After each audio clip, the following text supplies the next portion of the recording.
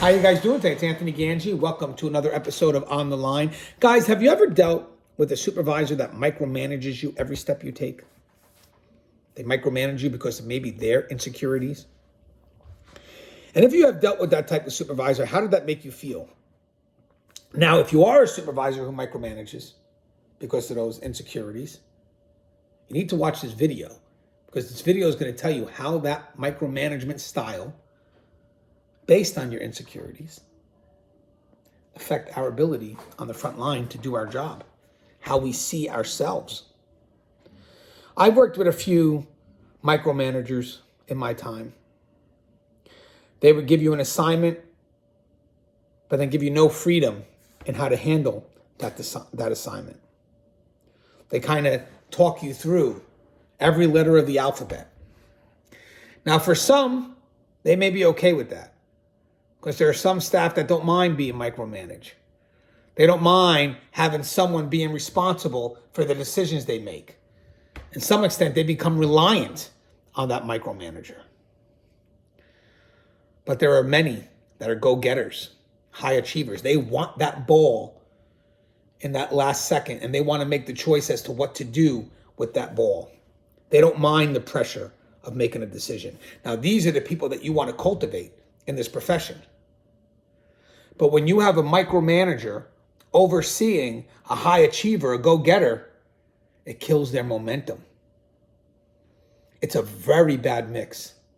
It's a very bad mix when you have a high achiever partnered with a supervisor who micromanages. Because that high achiever, they want freedom. They're okay with making decisions. They have the want to make a decision.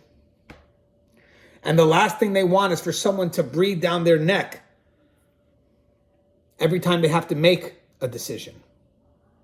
You know, we as supervisors, as leaders, technically, we have to cultivate people to be future leaders. That means that if I have someone on the front line that's willing to make the decisions and willing to step up, I need to cultivate them because eventually they may be a supervisor one day. And we're going to need them to make those decisions. But that, again, starts at the front line.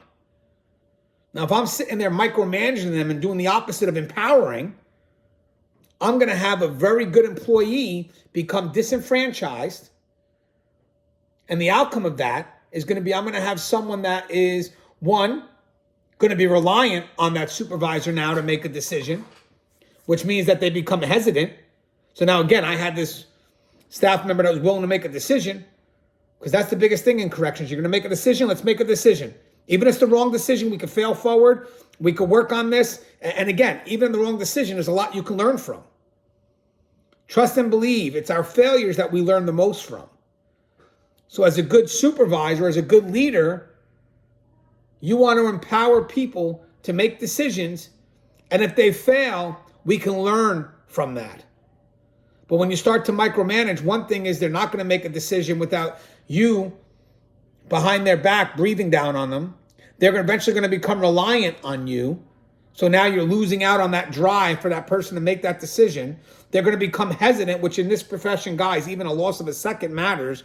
But again, they lost confidence in them making a decision because you're constantly breathing on them. You don't give them the freedom to make the decision. So again, they become hesitant, but they also become disenfranchised. So those high achievers, those go-getters, when they start to become micromanaged, when they start to become, told what to do every step of the way, instead of giving them a little level of freedom to discover how they can maneuver,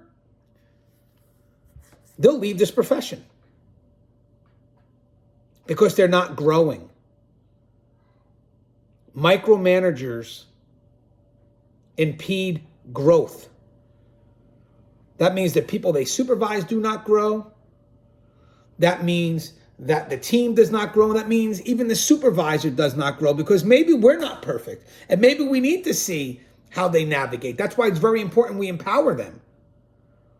But when you micromanage, you're going the opposite way.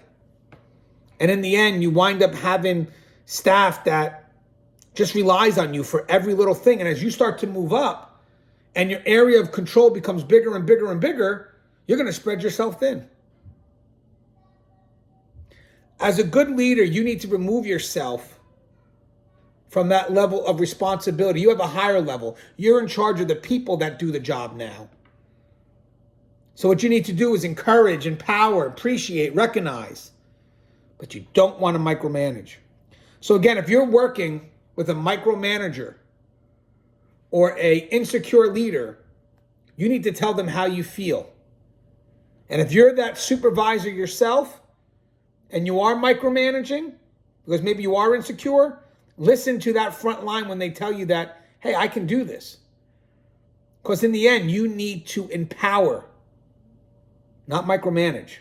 You need to give people the ability to make their own decisions. And the last thing you want to do is take that ability away from those that are willing to step up and make those decisions. As always, guys, the show is on the line. If you haven't, don't forget, subscribe to Guardian RFID. It's a great channel, a lot of good information. We're doing videos almost every day now. Videos that come from many qualified and experienced personnel in this great profession of corrections. As always, guys, stay safe.